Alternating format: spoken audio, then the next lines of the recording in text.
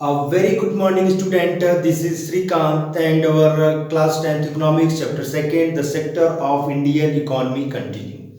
Student, previous classes we have discussed about how to create more employment.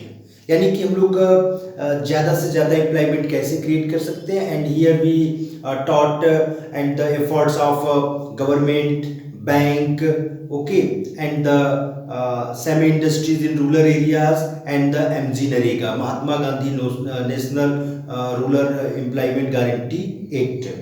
Okay, students, today we will discuss about the division of a sector. Okay, and first of all, activity in an economy also classified on the basis of work. यानी कि जो है economy को economic activities को हम लोग classified कर सकते हैं according to basis of work. Okay बेटा, तो यहाँ पर दो तरह के जो है वर्क्स होते हैं, दो तरह के वर्क्स होते हैं, organise sector, inorganise sector and second is the unorganise sector. Very very important students, 5 star. Okay, ये आपका जो है 5 स्टार क्वेश्चन है for the 2021 board examinations. Okay, and it's one of the most easiest topic of this chapters. Okay, तो आइए student, let start. Organise sector, and first of all, as you can see your NCERT book, there is a two example and Kamal, Kanta and the Kamal. Okay, and here Kamal work in a organized sector and the Kanta work in a unorganized sector. तो यहाँ पर हम लोग को बेटा देखेंगे what are the difference working in a organized sector, okay, and working in a unorganise sector, मतलब उसकी क्या बेनिफिशियल्स है उसके बारे में भी हम लोग देखेंगे और डिफरेंशिएट भी करेंगे। ओके, सो स्टूडेंट्स, तो आपने देख रहे हो कमल working time is fixed, okay, and they got salary ends of the month, मतलब महीने के लास्ट में उसको सैलरी मिल जाती है। Okay, and their working time is fixed and they also get provident fund and medical facilities, okay, and all in all. And but the कमल, their working time not fixed, वो बिल्कुल एकदम कर रहा है, एकदम सुबह जा रहा है, रात को घर पर आ रहा है, एकदम बिल्कुल थका हुआ, ठीक है, और उसका जो है सैलरी भी, वेजेस भी फिक्स नहीं है, ओवर टाइम करता, ओवर टाइम के लिए भी उसके लिए उसको कुछ नहीं मिल रहा है। तो इसी सब सारी चीज़ों को यहाँ पर बेटा हम लोग डिफ्रेंशिएट करेंगे, and here we differentiate to the organise sector and the unorganise sector. First of all, organise sector cover those enterprises, मतलब उस इंटरप्राइज को जो बेटा कवर्स करता है, ओके, और place work where the terms of employment are regulars. Okay, ऐसा नहीं है कि मतलब 2 दिन करने के बाद 2 दिन बैठिए, ऐसा नहीं, मतलब terms of work employments are regular and therefore people have assured work, यानी कि जो यहाँ पर काम करते हो एश्योर्ड रहते हैं कि हमको लगातार यहाँ पर काम करना है। ओके, ये आपको दिमाग में रखना है। Okay, and they are, यानी कि these types of enterprises, factories are registered by the government. Okay, यानी कि ये जो इस तरह की जो factories होती हैं वो registered by the government, and these factories follow rules and regulation which are made by the government, यानी कि गवर्नमेंट ने जो एक्ट बनाया है, जो रूल्स बनाया है, उसको वो फॉलो करते हैं। Okay, it follow the rules and regulation which are given in various laws such as the Factory Act, Minimum Wages Act and the Payment of Gratuity. ये सब सारी चीज़ों का जो है पर लॉ किसने बनाया? गवर्नमेंट ने बनाया, and all factories follow it. If the factories not follow this government's criteria, then government can punish, मतलब गवर्नमेंट उसको पनिश कर सकता है, फैक्ट्री एक्ट को वापस ले सकता है, ठीक है। And student, and workers enjoy security of employment just like Kanta. क्या कर रही बेटा? कांता जो है इंजॉय सिक्योरिटी ऑफ एम्प्लॉयमेंट, मतलब उसको बीच में लोग नहीं निकाल सकते, वो ऑफिस में वर्क कर रही है। ओके, क्यों नहीं निकाल सकते? क्योंकि वो गवर्नमेंट से रजिस्टर्ड है। And if they work more time, यानी कि जो कांता बेटा अगर वो एक्स्ट्रा टाइम करती है तो उसको क्या मिलेगा? And they have to paid over time by the employer, यानी कि अगर वो एक्स्ट्रा टाइम वर्क कर रही है तो they have to paid over time by the employer, यानी कि जो फैक्ट्री की मालिक के द्वारा उसको क्या दिया जाएगा, एक्स्ट्रा वेजेस दिया जाएगा ओवर टाइम का। And they also get benefit like hospital, drinking water and the safe working environment.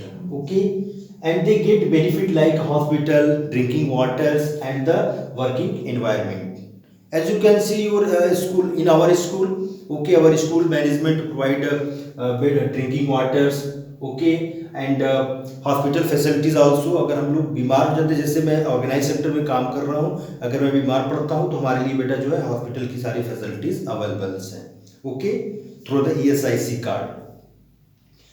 And in contrast of organized sector, okay, if we discussed about the unorganized sector, असंगठित, इसको हम लोग हिंदी में कहेंगे असंगठित, जॉब की कोई सिक्योरिटी नहीं है, ओवर टाइम नहीं है, प्रॉपर वेजेस नहीं है, प्रॉपर वर्किंग टाइम नहीं है, all in all.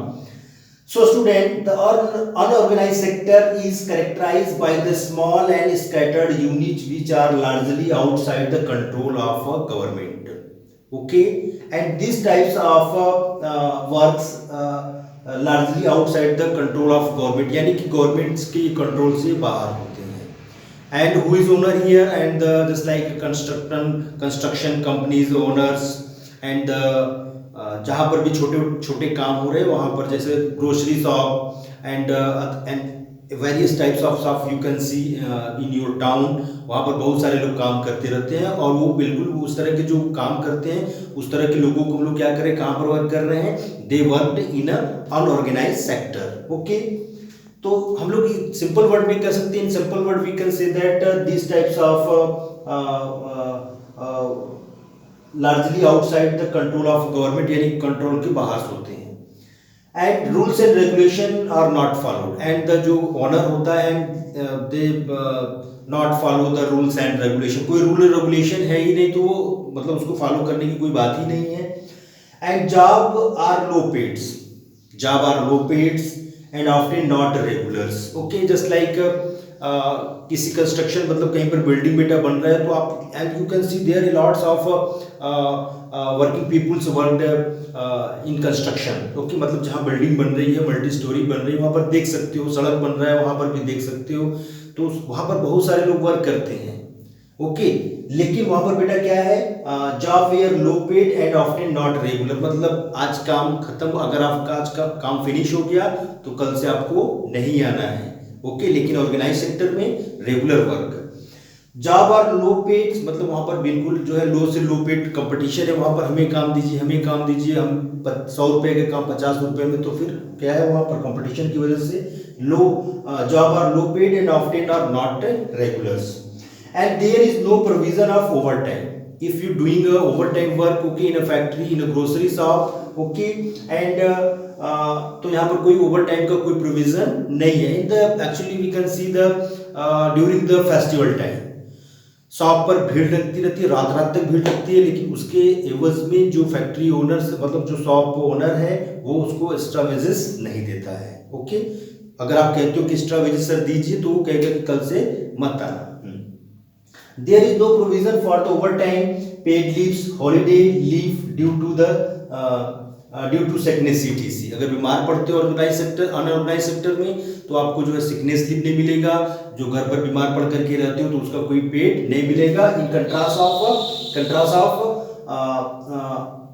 unorganized sector in organized sectors, okay, if and here you can get sickness leave, okay, और आपको सिकनेस लीव क्या बेटा पेड मिलेगा, उसका जो है पैसा मिलेगा, लेकिन यहाँ पर जो है अगर आप बीमार पड़ते हो तो कोई भी इस तरह का कोई प्रोविजन नहीं है।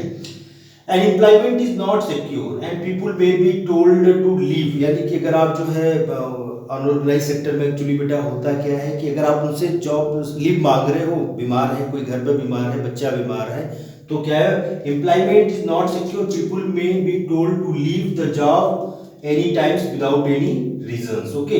लीव द जॉब यानी कि फैक्ट्री ओनर करते हैं, या नहीं सॉरी शॉपकीपर या फिर कंस्ट्रक्शन जो कंपनी है वो कहती है कि आप कल से मत आइएगा, okay. And employment not secure, people may be told the leave to the job any times without any reasons.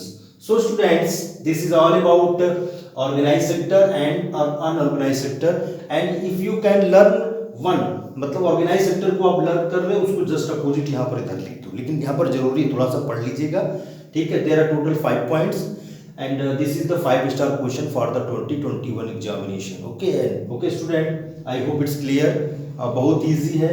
Okay, thank you.